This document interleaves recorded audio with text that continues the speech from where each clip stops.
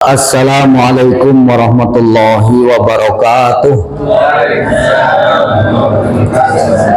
Alhamdulillahilladzi anzala sakinata fi qulubil mu'minin liyasdadu imana ma imanihim. Asyhadu an la ilaha illallah wahdahu la syarikalah wa asyhadu anna Muhammadan abduhu wa rasuluhu la nabiyya ba'dah.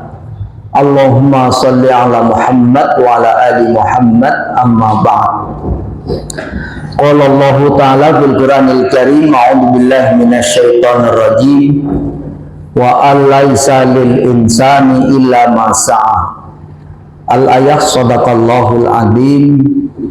Segenap pimpinan cabang Muhammadiyah dan Aisyah Harapan Jaya yang semoga dirahmati Allah beserta jajarannya, dan juga Bapak Ibu segenap jamaah ataupun anggota dan simpatisan pimpinan cabang pimpinan cabang Muhammadiyah dan Aisyah Harapan Jaya, yang semoga kita semua ini mendapatkan rahmat dari Allah Subhanahu wa Ta'ala.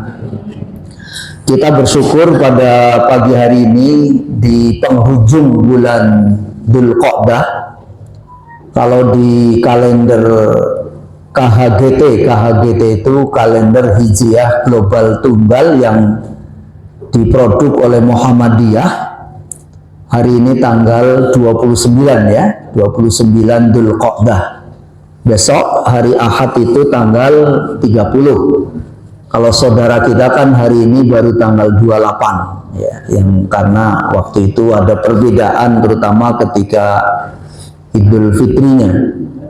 Nah, besok tanggal 30, makanya Muhammadiyah sudah menetapkan tanggal 1 Dzulhijjah itu insya Allah hari Senin. Hari Senin itu tanggal 1 Dzulhijjah bertepatan dengan tanggal 18 Mei.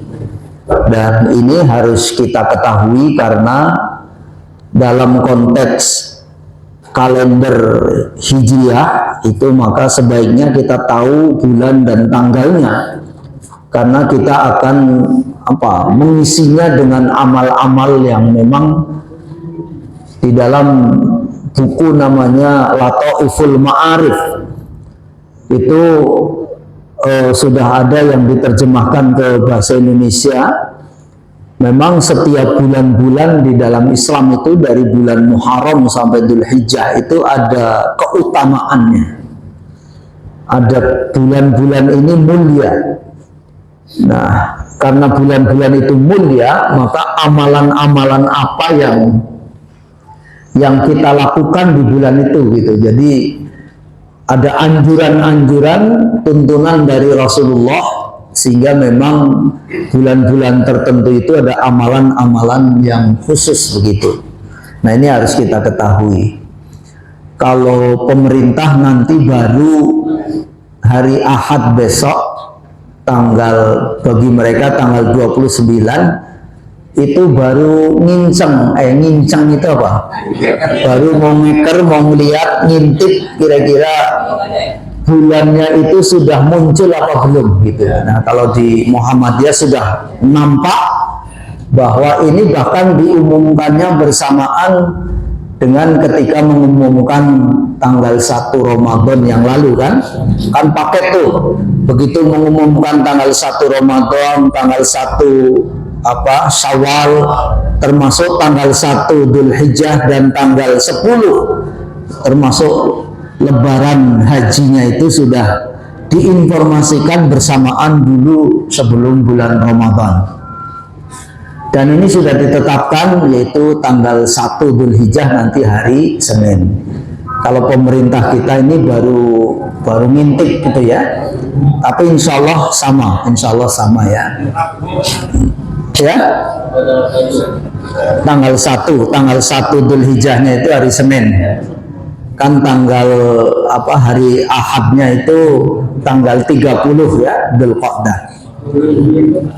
Bapak Ibu yang kami hormati, materi masih melanjutkan apa yang saya sampaikan bulan lalu, yaitu berkaitan dengan serial manajemen husnul khotimah.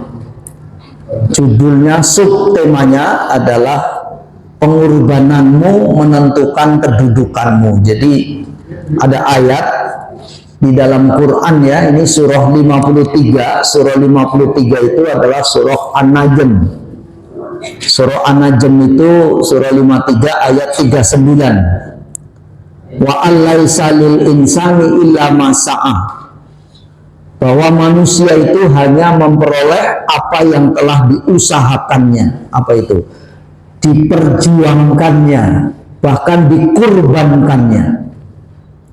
Makanya bahasa lainnya, kedudukan kita ini, kita akan menjadi orang mulia atau tidak, akan menjadi orang bahagia atau tidak, tergantung sejauh mana Bapak Ibu itu mau berkurban, baik terhadap sesama kita maupun kepada Allah Subhanahu wa Ta'ala.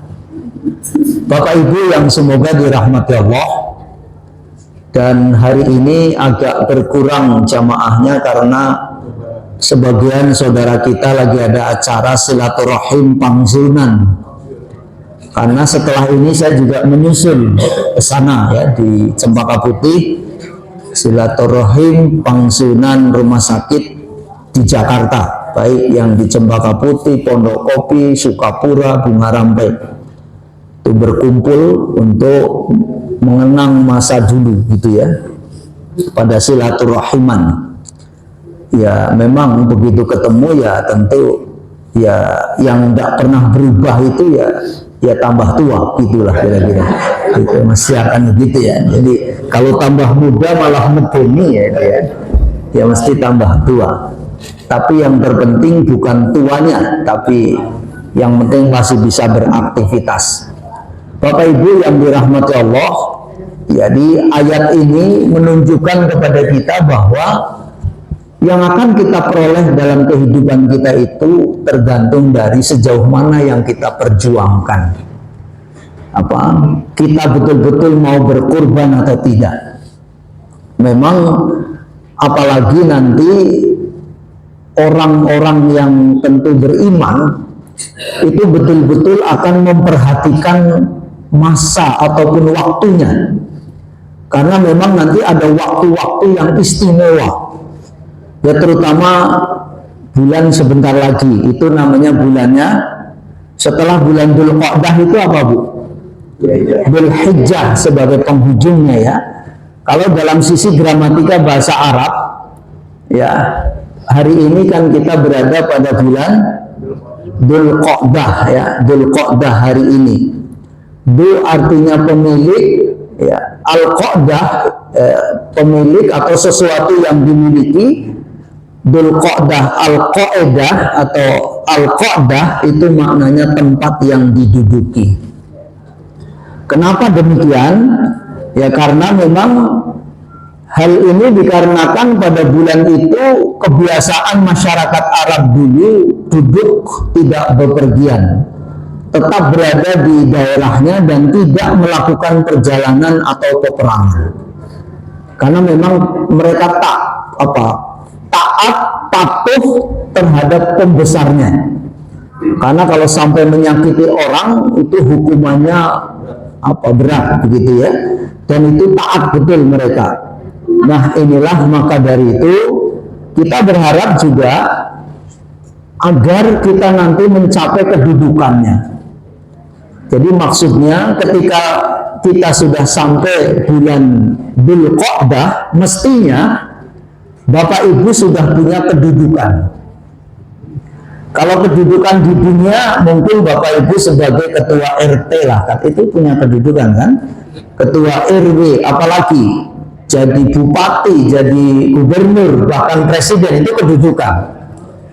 Tapi pertanyaannya, apakah dengan kita memiliki kedudukan di dunia mesti menjadi orang yang mulia dan bahagia? Belum tentu. Ya ada yang mulia dan bahagia karena apa? Kedudukan digunakan untuk kebaikan. Nah, tapi orang yang mulia dimaksud di ayat ini atau di penjelasan ini adalah tentu sampai puncaknya, bahkan makanya nanti bulan berikutnya disebut dengan bulan Dzulhijjah. Dzul artinya pemilik, Al-Hijjah itu artinya puncak, atau bisa berarti menyengaja atau menuju. Makanya ketika manusia itu senantiasa hidupnya menyengaja menuju kepada Allah, maka dia akan sampai kepada puncak kemuliaan dan kebahagiaan. Ibu bapak, untuk kita bisa menuju puncak kemuliaan dan kebahagiaan atau puncak kedudukan itu, maka Allah memerintahkan kepada kita paling tidak dua hal penting. Allah Subhanahu wa taala berfirman di dalam Quran surah 6 ya, surah Al-An'am ayat 162 dan 163. A'udzubillahi minasyaitonir rajim. Qul inna sholati wa nusuki wa mahyaya wa mamati lillahi rabbil alamin. La syarika lahu wa bidzalika umirtu wa ana awwalul muslimin. Katakanlah wahai Muhammad, sesungguhnya sholatku, pengorbananku, walaupun wanusuki sering diartikan apa? Ibadahku. Ya, tapi karena memang berkorban itu bagian dari ibadah kepada Allah, maka sebetulnya arti tanasuk itu artinya berkorban. Dan bahkan ditegaskan di ayat ini, wa mahyaya dan hidupku, wa mamati dan matiku, lillahi rabbil alamin. Semua ini diperuntukkan, dipersembahkan untuk Rabb yang menguasai alam ini. Nah, dikukuhkan lagi di ayat berikutnya, surah 6 ayat 163, la syarika lahu wa bidzalika umirtu wa ana awwalul muslimin. Tidak ada sekutu baginya, dan demikianlah yang diperintahkan kepadaku, dan aku adalah orang yang pertama-tama berserah diri. Jadi Bapak dan Ibu, dari ayat ini bisa kita gambarkan ya, tafsiran yang katakan menurut penafsir-penafsir yang saya kira kita sudah sering mendengar, misalnya Ibnu Katsir. Ayat ini mengajak kepada kita ketika kita ingin sampai puncak kemuliaan dan kebahagiaan yang kedudukan hebat itu, maka pertama mesti kita harus fasalli inna sholati, harus senantiasa kita mengabdi ya Bu. Pengabdian yang paling tinggi dalam Islam itu fasalli, sholat. Inna sholati, sholatku.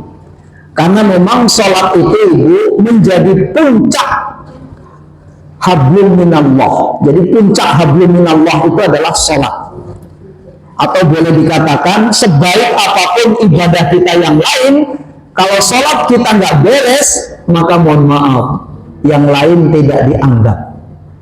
Yang kedua, wanhar, apa? Wanusuki, kalau bahasa di ayat ini, tanasuk itu artinya berkurban. Jadi makanya puncak hablum minan nas adalah berkurban. Sejauh mana Bapak Ibu mau berkurban, terutama berkurban untuk keluarga kita, utamanya orang tua kita, kedua orang tua kita. Makanya nanti pengorbanan kita terhadap kedua orang tua kita ini menjadi puncak hablum minan nas. Sebaik apapun perbuatan Bapak Ibu kepada manusia yang lain, tapi kalau kepada kedua orang tua kita itu nggak mau berkorban untuk melakukan kebaikan, maka yang lain tidak dianggap.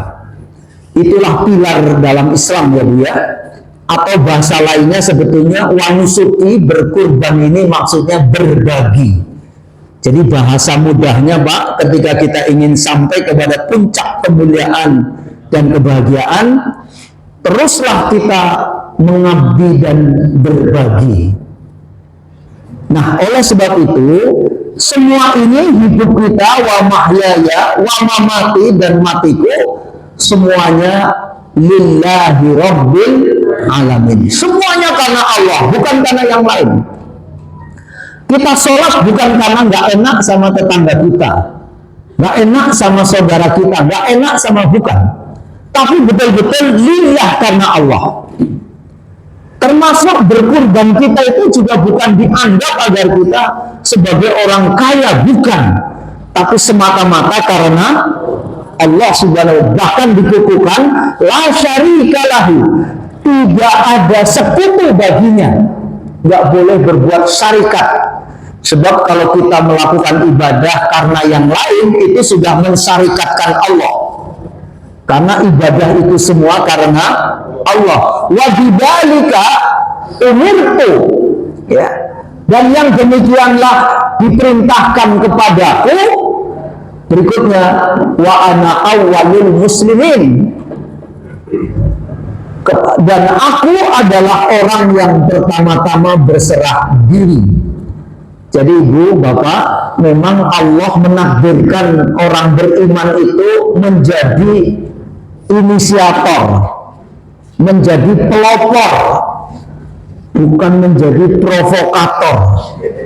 Ya, karena banyak nanti orang menjadi provokator, tapi orang beriman itu adalah menjadi pelopor. Makanya ayatnya bunyinya di sini, wa ana awwalul muslimin. Sayalah yang paling pertama kali untuk menyerahkan diri kita kepada Allah. Jadi ngapa-ngapa itu mesti kalau orang muslim berbuat baik duluan, nolong orang duluan. Coba lihat aja Bu, organisasi kita ini, mohon maaf, Muhammadiyah Aisyah, kalau terjadi bencana apa, mesti insya Allah Muhammadiyah itu udah sampai duluan. Misalnya ada banjir, karena untuk itu di Muhammadiyah itu mudah. Karena kalau yang mana yang terkena banjir, mesti di situ dekatnya mesti ada Muhammadiyah. Maka Muhammadiyah Aisyah mesti sudah hadir. Itulah makna dari ayat wa ana awwalul muslim. Sayalah yang menjadi inisiator ataupun pelopor untuk melakukan kebaikan. Jadi Bapak dan Ibu, mari kita terus bangun untuk kita melaksanakan ibadah yang terbaik. Terutama kita mendekati bulan apa ini? Dzulhijjah. Mari Bapak Ibu, kita tangkap peluang. Ya, kita tangkap peluang itu dan memaksimalkan amal. Karena nanti kalau Bapak Ibu sampai kepada bulan Dzulhijjah, sekali lagi, makanya bulan Dzulhijjah itu memiliki keistimewaan yang luar biasa, Bu. Ya. Bulan Dzulhijjah ini memiliki keistimewaan yang luar biasa. Apa keistimewaannya? Nah, ini yang Bapak Ibu harus ketahui. Keistimewaan pertama bahwa bulan Dzulhijjah itu disebutnya sebagai arba'atun hurum, termasuk 4 bulan suci. Nanti Bapak Ibu bisa lihat dalam Quran, misalnya surah 9. Bu, surah 9 surah apa? At-Taubah ayatnya 36.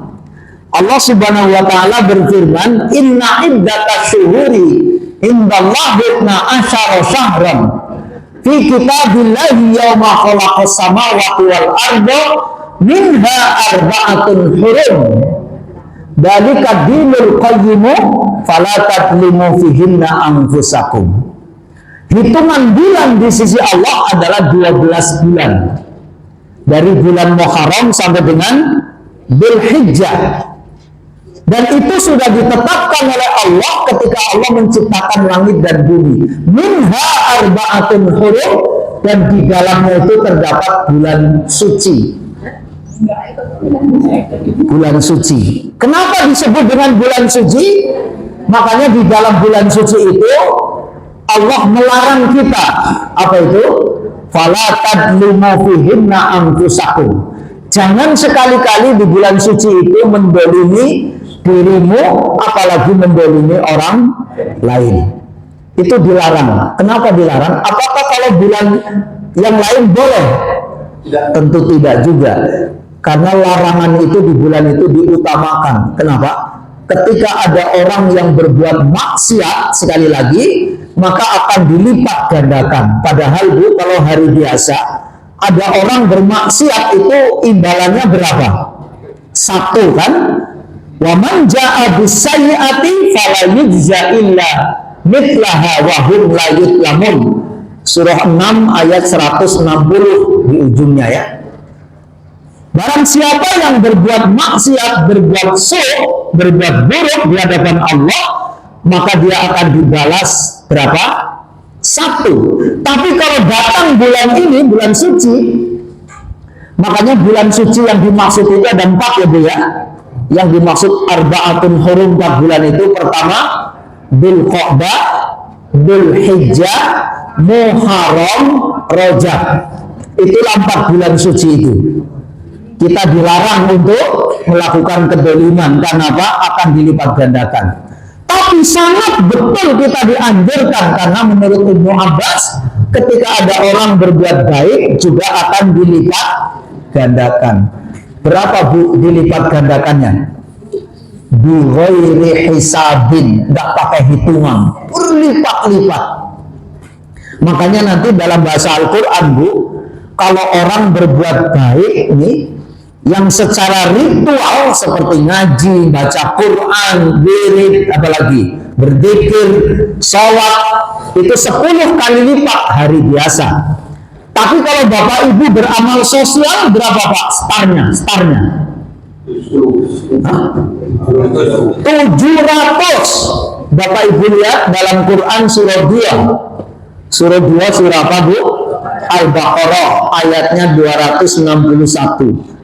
Allah berfirman seperti ini, matalul ladzina yunfiquna amwalahum fi sabilillah kamathali habbatin ambatat sab'a sanabila fi kulli sumbulatin mi'atu habbah wallahu yudha'ifu liman yasha wallahu wasi'un alim. Perumpamaan orang-orang yang menginfakkan hartanya di jalan Allah serupa dengan menanam satu bulir yang setiap bulir itu akan tumbuh 7 ya, dan setiap 7 itu tumbuh 100. Dijumlah-jumlah jadi berapa Pak? 700. Ayat itu belum berhenti. Wallahu yudha'ifu liman yasha. Bu, Allah akan melipat gandakan. Hari biasa Bu, kalau Ibu beramal sosial, berapa nilainya? 700 kalau beramal sosial. Tapi kalau beramal ritual 10. Jadi mohon maaf, kalau Bapak Ibu ingin cepat masuk surganya dan kilat, bahkan tidak diadab dan tidak dihisab, itu kalau hanya mengandalkan amal ritual, itu susah pakai sin besar. Ya bisa, tapi kurang maksimal. Maka harus menggunakan amal sosial. Tapi ingat Bu, Pak, amal sosial juga sia-sia kalau tidak diikuti dengan amal ritual. Nolong orang rajin tapi nggak mau sholat, ya. Peduli kepada orang lain luar biasa tapi nggak punya iman di dalamnya, maka mohon maaf, perbuatannya sia-sia. Itu dia. Jadi makanya berbuat sosial nilainya begitu luar biasa. Itu di bulan haram. Ini mulai dari bulan Dzulqa'dah, nanti bulan Dzulhijjah, Muharram. Ini 3 bulan berturut-turut. Apalagi nanti kalau Ibu ketemu dengan bulan Dzulhijjah tanggal pertama sampai dengan tanggal 10. Luar biasa lagi. Maka keistimewaan kedua di bulan Dzulhijjah itu apa? Pada 10 hari yang pertama lebih dicintai Allah Subhanahu wa Ta'ala daripada berjihad. Ibu Bapak tahu berjihad itu apa pahalanya Pak? Kalau sampai ada orang perang terus terbunuh, apa? Surga tanpa hisab, tanpa adab. Masuk surganya langsung. Apa dalilnya? Di dalam sebuah hadis Rasulullah SAW bersabda, Bismillahirrahmanirrahim. Ma min ayyamil amali salihu fiha ahabbu ila Allah min hadhil ayyam, yakni ayyamal ashri. Qalu ya Rasulullah walal jihadu fi sabilillah. Qala walal jihadu fi sabilillah illa rajulun kharaja bi nafsihi wa malihi falam yarji min dalika bisyai'. Tidak ada hari di mana suatu amal solih lebih dicintai Allah melebihi amal solih yang dilakukan di 10 hari ini. Maksudnya nanti ya, mulai tanggal 1 sampai dengan 10 Dzulhijjah, itu berarti mulai hari Senin besok. Nabi SAW ditanya, apakah lebih besar dari, apakah benar lebih besar dari berjihad? Maka Rasul menjawab, benar, itu lebih besar dibanding dengan berjihad. Kecuali, nah ini kecuali, orang yang keluar dengan jiwa dan hartanya untuk berjihad, perang ke medan jihad, dan tidak ada satupun yang kembali atau mati, hartanya diambil oleh musuh. Hadis ini diriwayatkan oleh Bukhari, sahih. Mari Pak, nanti kita tangkap tanggal 1, terutama ya, ini ketika bulan haram, semuanya itu tentu amal soleh apapun itu akan mendapatkan dilipat gandakan sampai tak terhingga. Tapi kalau bicara waktu yang paling istimewa adalah tanggal 1 sampai dengan 10 siang harinya. Tapi kalau 10 hari yang terakhir bulan Ramadan malamnya, kan gitu, maka itu akan mendapatkan nilai yang luar biasa. Itulah namanya Lailatul Qadar. Tapi di bulan Dzulhijjah itu siangnya. Bayangkan, seperti orang yang berjihad, orangnya terbunuh, hartanya diambil semua oleh musuh. Begitu luar biasanya. Maka kita harus tangkap. Nah, tapi memang nanti Bapak Ibu, ada amalan di tanggal itu yang paling istimewa lagi disebut. Tapi intinya semua amal yang soleh akan mendapatkan nilai sebagai nilai jihad. Tapi ada amal yang istimewa disebut oleh hadis, apa itu? Menunaikan, yang pertama menunaikan ibadah haji. Itulah amal yang paling hebat.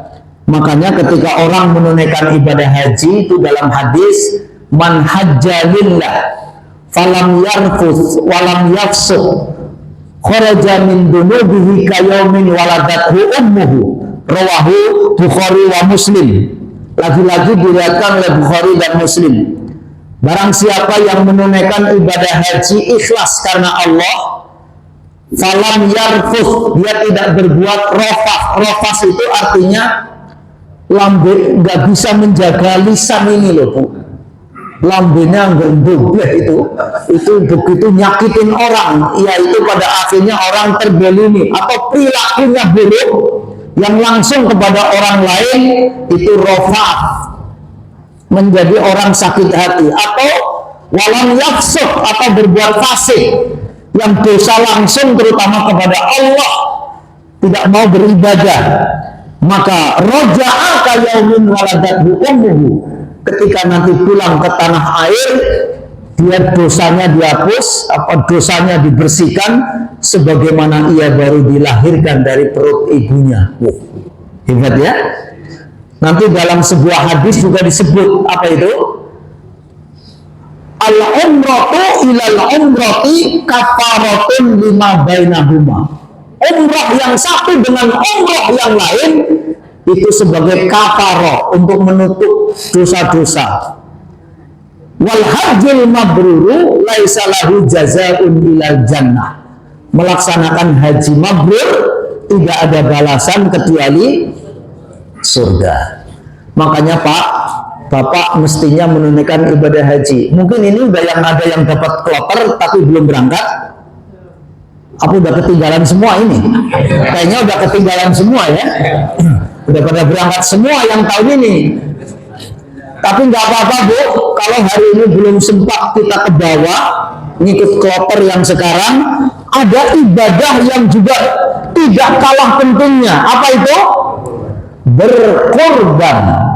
Makanya dalam sebuah hadis, tidak ada perbuatan yang paling disukai Allah pada hari raya haji, maksudnya terutama tanggal 10 nanti, 1 sampai 10, kecuali berkorban. Ketika ibu berkorban, pertama mendapatkan nilai seperti orang jihad, dan yang kedua, pahala yang tidak kalah pentingnya, di samping sudah dilipat gandakan, ditambah lagi pahalanya itu seperti, mohon maaf, jumlah bulu. Kalau ibu korbannya kambing, ya seperti jumlah bulu kambingnya itu. Bu, ada yang pernah ngitung bulu kambing belum? Ya lagian nggak ada kerjaan ya. Tapi maksudnya begitu banyaknya nilainya. Mari Bu, ketika kita punya kesempatan, jangan lupa kita berkorban. Dan bagi orang yang mampu Pak, berkorban itu mestinya tiap tahun. Makanya dalam sebuah hadis itu dikritik oleh Rasul, ketika orang sebetulnya mampu untuk berkorban, maka mansa'ah, ya, barang siapa yang punya kesempatan, ya, untuk berkorban, ya, falam yudhiyah, tetapi dia tidak berkorban, gitu ya, punya peluang, punya kesempatan, duitnya ada, tapi nggak berkorban, falam yaqraban nas musallana, jangan mendekati musolaku. Artinya musola itu apa Bu? Lapangan. Kalau dalam hadis menyebut musola itu artinya lapangan. Makanya sebetulnya lapangan, masjid sama musola mestinya gedean mana Bu? Gedean musola. Nah, musola kan lapangan Pak. Tapi di kita ini aneh, malah musola lebih kecil. Bahkan suka menyempitkan pengertian. Musola itu adalah bangunan yang kecil untuk sholat, tapi nggak untuk sholat Jumu'ah. Itu udah keliru lagi sebetulnya. Musola itu lebih besar dari masjid, karena musola itu artinya lapangan. Maksudnya hadis itu, kalau yang punya duit, punya harta lebih, tapi nggak ikut korban, udahlah nggak usah sholat id sekalian, begitu kira-kira. Karena memang Bu, sunnahnya sholat id itu adalah bukan di masjid, tapi di musola, di lapangan. Itulah yang memelopori di Indonesia sholat id di lapangan, ya Muhammadiyah. Ini waktu awal-awal kita sholat id di lapangan, ya aneh orang. Tapi hari ini semuanya hampir mengikuti apa yang dilakukan oleh Muhammadiyah. Jadi Muhammadiyah ini memang lagi-lagi menjadi pelopor, menjadi motornya. Nah itulah, maka dari itu mudah-mudahan kita sendiri juga harus begitu Bu. Dalam beramal juga begitu. Jadi sekali lagi Bapak dan Ibu, mari, kalaulah Bapak Ibu juga bulan ini rada cekak begitu, cekak apa maksudnya? Ya pokoknya cekak ya, bahasa Indonesianya nggak ada. Ya pokoknya ya lagi pas lah gitu ya. Ya punya ya sudah. Ada sunnah lagi, apa itu? Makanya tapi gini, yang Bapak Ibu hari ini sudah berniat berkurban, ada hadis, yang hadis ini sahih. Man kana lahu, ya, man kana lahu fi apa? Fihi yadbahuha fa idza ahalu hilalun bil hijjati fala ya'khudanna min sya'rihi wala man adfara apa syai'an hatta yudhhiya. Barang siapa yang memiliki hewan yang hendak disembelih atau dikurbankan pada hari raya, jika sudah masuk tanggal 1 Dzulhijjah, berarti mulai hari Senin, maka janganlah dia memotong rambutnya dan kukunya sedikit pun sampai dia menyembelih hewan kurbannya. Tapi nanti prakteknya berarti mulai hari Sabtu sore, yang penting sebelum maghrib, karena Sabtu sore nanti tanggal 17 ba'da maghrib, begitu maghrib itu udah tanggal 1, makanya udah nggak boleh ya, sampai nanti binatangnya disembelih baru boleh. Karena ketika kita ikuti itu akan mendapatkan nilai seperti berjihad. Tapi kalaulah ada orang yang tetap motong kuku dan rambut, ya tidak berdosa juga dan tidak mengurangi nilai pahala berkurbannya. Karena bukan larangan mutlak ya, tapi hanya semacam anjuran, dan anjurannya itu adalah sangat ditekankan. Itu namanya sunnah muakkadah, gitu ya. Nah, kalau yang kita tidak bisa berkorban, apalagi? Makanya di dalam sebuah hadis, ya, An Abi Qatadah Al-Ansari radhiyallahu anhu anna Rasulullah sallallahu alaihi wasallam su'ila an siyam shaumi yaumi Arafah yukaffiru sanatan madiyah wal baqiyah. Hadis ini sahih, diriwayatkan oleh Muslim. Dari Abu Qatadah Al-Ansari diriwayatkan bahwa Rasulullah SAW ditanya tentang saum hari Arafah, lalu beliau menjawab, saum hari Arafah menghapus dosa-dosa 1 tahun yang lalu dan 1 tahun yang akan datang. Jangan lupa ya Pak, tanggal 9 Dzulhijjah itu insya Allah bertepatan dengan hari Selasa tanggal 26 Mei, karena tanggal 27-nya kita beridul adha, lebaran ya. Maka tanggal 9-nya kita saum Arafah. Pak, ada yang dari tanggal 1 sampai dengan tanggal 9 saumnya gimana? Ada hadisnya juga. Ya. Dan di dalam hadis ini kan Rasulullah Shallallahu alaihi wasallam yasumu tasi'an bil hijjati. Rasulullah SAW biasa saum pada tanggal 1 sampai dengan 9 bulan Dzul Hijjah. Nah, hadis ini sahih enggak? Ini diriwayatkan oleh Abu Daud dari Hafsah. Tapi nanti ada hadis yang lebih sahih. Apa itu? Kata Ibunda Aisyah, aku tidak pernah melihat Rasulullah SAW saum pada 10 hari bulan Dzul Hijjah. Maksudnya tanggal 1 sampai dengan tanggal 9. Begitu ditimbang-timbang oleh Majelis Tarjih, ternyata yang paling sahih adalah yang hanya tanggal 9 saja. Makanya di buku Tarjih, Ibu-ibu Aisyah dan Bapak-bapak di Muhammadiyah itu saumnya bukan dari tanggal 1. Karena ada, ya memang ada dalilnya, tapi yang terbaik itu adalah yang tanggal 9 saja. Kan baik Pak, ya baik itu tergantung apa ada tuntunannya apa enggak. Tapi kalau niat Bapak nanti tanggal 1 Dzul Hijjah itu Bapak saum Senin, ya boleh saja. Ya kan? Daud nanti diikuti dengan saum Daud, silakan saja. Tapi intinya yang tanggal 9 jangan sampai ditinggalkan. Walaupun nanti ada juga yang tanggal 8-nya namanya saum Tarwiyah. Tapi lagi-lagi oleh Majelis Tarjih yang tanggal 8-nya itu disebutnya dhaif. Jadi tidak bisa dijadikan hujjah. Mungkin saudara kita ada yang mengamalkan tanggal 1 sampai 9, ada yang 8 dan 9, ada yang 9 saja. Maka yang dianjurkan oleh Muhammadiyah itu yang tanggal 9 saja. Kalau ditanya dalilnya, ada. Tapi tidak semua otomatis kalau punya dalil terus kita suruh mengamalkan, tidak. Itu dia. Nah, inilah Bapak Ibu yang mesti harus kita ketahui, sehingga apa? Kita akan mampu menangkap peluang, menangkap kesempatan, dan kita akan memaksimalkan amal. Kenapa? Agar kita sampai ke puncak kemuliaan. Nah, puncak kemuliaan yang tertinggi itu apa? Ini ayatnya.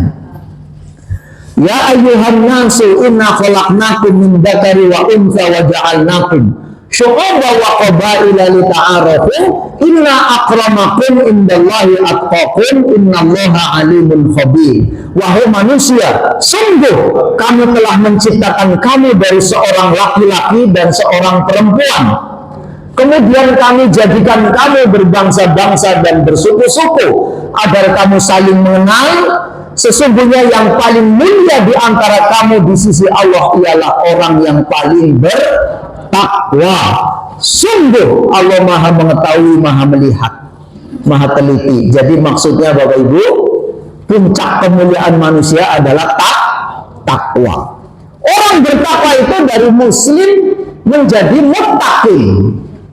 Dari manusia, kalau di ayat ini ya. Dari manusia menjadi muttaqin. Jadi secara personal, secara individual, Bapak dan Ibu diperintahkan untuk meningkatkan diri dalam konteks apa? Dalam konteks dulu ketika kita lahir namanya manusia, ada 6 tingkatan ya. Begitu manusia itu bersyahadat namanya muslim. Begitu dia muslim komitmen dengan Islamnya, naik lagi tingkat yang ketiga namanya mukmin, orangnya iman, orangnya mukmin sifatnya iman. Komitmen dengan keimanannya naik yang keempat, ya, naik yang kelima, yang keempat itu namanya mukhlis, orang yang ikhlas. Komitmen dengan keikhlasannya naik yang kelima, namanya muhsin, orangnya muhsin sifatnya ihsan. Komitmen dengan keisannya naik yang paling tinggi, namanya muttaqin. Mari Bapak Ibu kita tempuh dari manusia menjadi muttaqin secara individu, terus meningkatkan diri. Tapi secara sosial kita harus lita'arofu. Berangkatnya lita'arofu juga ujungnya takwa. Mari Bu, itulah yang diajarkan oleh Muhammadiyah. Kita harus senantiasa lita'arofu atau ta'aruf. Ta'aruf itu apa Pak? Ya mengenal masyarakat kita, mengenal saudara kita. Yaitu ada namanya 6T juga untuk menjadi sosialnya baik. Yang pertama ta'aruf, yang kedua tafahum. Tafahum itu bagaimana upaya kita untuk memahami saudara-saudara kita, memahami masyarakat kita, butuh apa. Nah, biasanya disitulah Muhammadiyah hadir. Setelah tafahum, maka ketika kita paham, tausiah, mari kita saling menasihati di antara kita. Ya, karena apa? Saling menyelamatkan. Dan yang keempat, kalau sudah tausiah, mari kita saling disebutnya sebagai ta'awun, kita saling tolong menolong di antara kita. Nah, yang kelima nanti adalah disebut takaful. Takaful apa? Saling menanggung di antara kita untuk sesuai dengan kemampuan kita. Maka puncaknya lagi nantinya takwa. Inilah secara sosial. Jadi manusia kita ini di Muhammadiyah itu dan Aisyah dituntut untuk secara individu itu adalah menjadi orang-orang yang taat kepada Allah. Secara sosial hadir kita di dunia ini untuk memberikan solusi dan bermanfaat buat orang lain. Bapak Ibu, apa balasan bagi orang-orang yang bertakwa, Pak? Ini ayatnya nanti Bapak Ibu bisa dilihat dalam Quran surah 8 ayat 29. Surah 8 surah apa? Al-Anfal ayatnya 29. A'udzubillahi minasyaitonir rajim. Ya ayyuhalladzina amanu taqullaha yaj'al lakum furqanan wa yukaffir 'ankum sayyi'atikum wa yaghfir lakum wallahu dzul fadlil 'adzim. Wahai orang-orang yang beriman, jika kamu bertakwa kepada Allah, niscaya Dia akan memberikan furqan. Apa itu furqan? Yang membedakan antara yang hak dengan yang batil kepadamu dan menutupi. Allah akan memberikan kafaroh, menutupi kekurangan kita. Yang ketiga, Allah akan memberikan maghfirah atau ampunan. Yang keempat yang hebat apa? Dan Allah akan menganugerahkan karunia yang besar, atau bahasa lainnya namanya fadilah, keutamaan. Untuk memudahkan, inilah Bapak Ibu, balasan bagi orang yang bertakwa ada 4. Yang pertama tadi diberikan furqan, memiliki filter yang hebat. Jadi orang yang memiliki furqan itu hidupnya akan tenang, tentram, tidak ragu, tidak pernah pelin-pelan, dan karena apa? Apa yang dia lakukan sudah jelas dan nampak. Yang halal jelas halal, yang batil atau yang haram haram. Yang hak-hak jelas, yang batil. Jadi hidupnya tidak pernah ragu karena punya furqan, punya filter yang baik, nggak mudah dibisiki oleh pembisik-pembisik itu ya. Yang berikutnya yang kedua, kafaro. Allah akan menutupi kekurangan kita secara materi. Allah akan menutupinya kekurangan kita itu, dimudahkan oleh Allah. Terutama hal-hal yang di dunia ini yang kita nggak mau ketahuan, yang kalau ketahuan malu, namanya apa Bu? Aib. Ya, karena orang sudah dibuka aibnya Bu, selesai, tamat riwayatnya.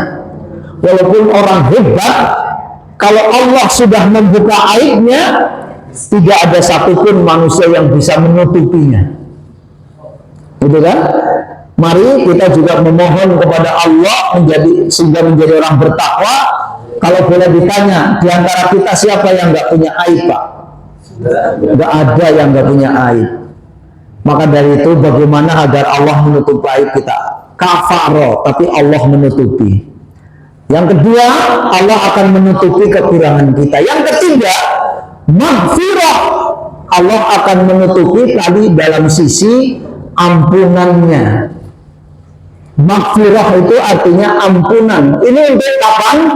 Ketika nanti kita di akhirat, mohon maaf, sebesar dan sebanyak apapun dosa kita, kalau Allah sudah mengampuni, maka kita akan sampai kepada puncak kemuliaan dan kebahagiaan. Puncak kemuliaan dan kebahagiaan manusia di akhirat itu apa, Bapak Ibu? Zuhziha 'anil nar wa udkhilal jannah. Dijauhkan dari api neraka dan dimasukkan ke dalam surga. Itulah puncak yang akan kita peroleh.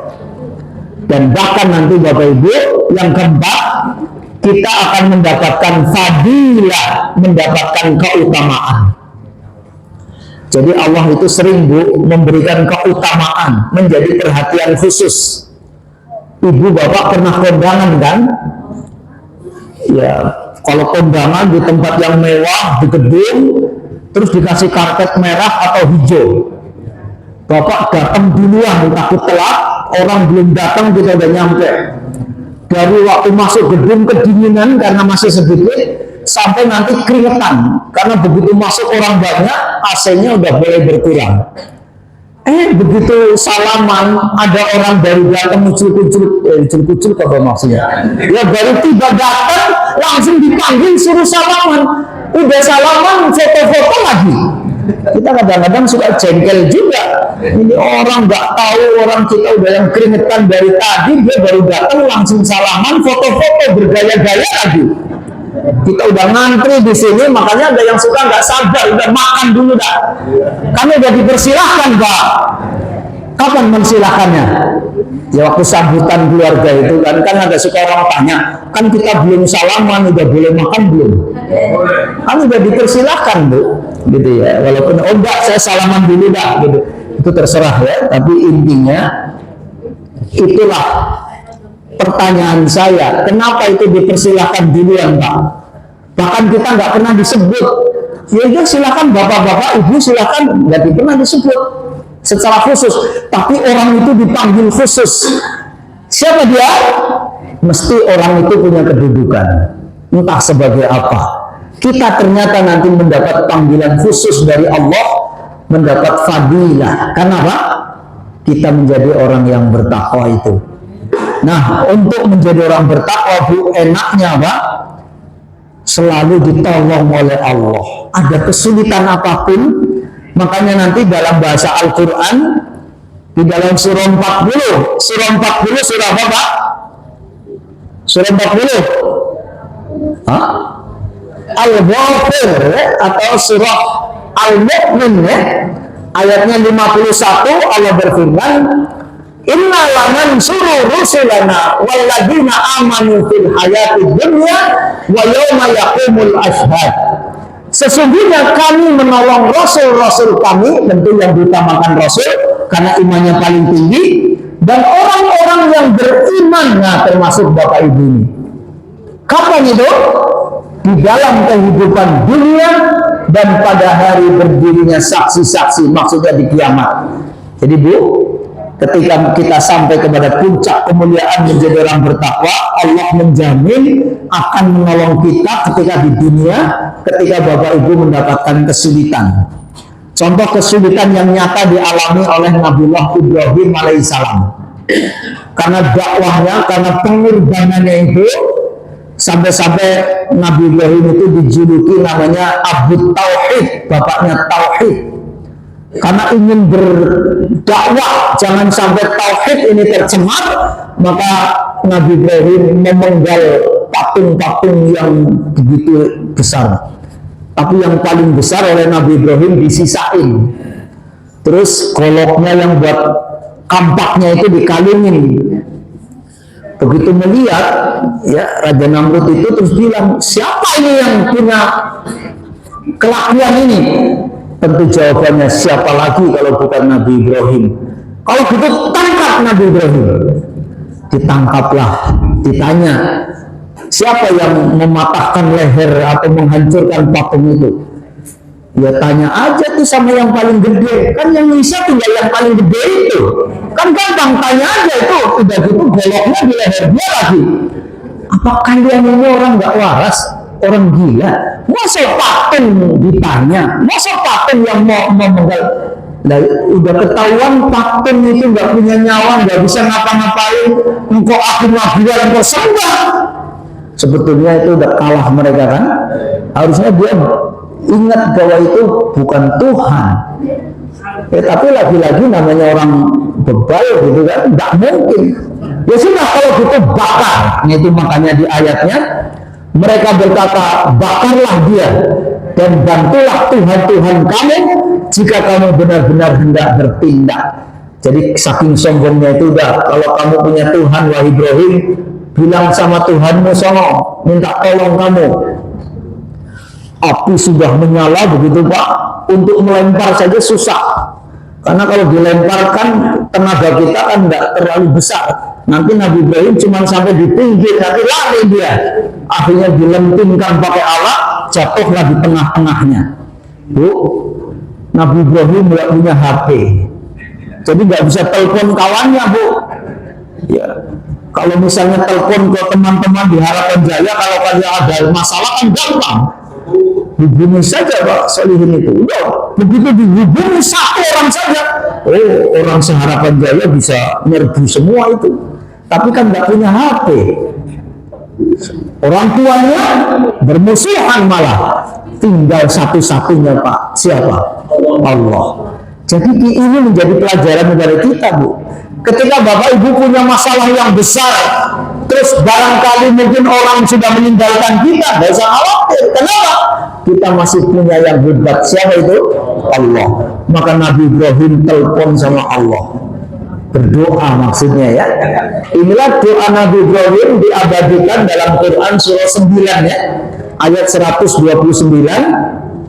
Hasbiyallahu la ilaha illa huwa alaihi tawakkaltu wa huwa rabbul arsyil azim. Cukuplah Allah bagiku, tidak ada Rabb selain dia, hanya kepadanya aku bertawakal, dan dia adalah Rabb yang memiliki arsy yang agung. Didengar oleh Allah, maka Allah langsung Pak, qulna ya naru kuni bardan wa salaman ala Ibrahim. Kamu berfirman, wahai api, dinginlah. Jadi api tidak nyuruh apinya itu padam, enggak. Tapi biarin api tetap nyala, tapi hanya dingin. Tapi ingat, karena yang nyuruh itu yang punya api. Tapi kalau yang nyuruh Bapak nggak bisa. Misalnya ada lampu, biar kayak Nabi Ibrahim nggak gosong begitu, baca doa ini, terus tangan Bapak di ini, ya gosong tangan Bapak.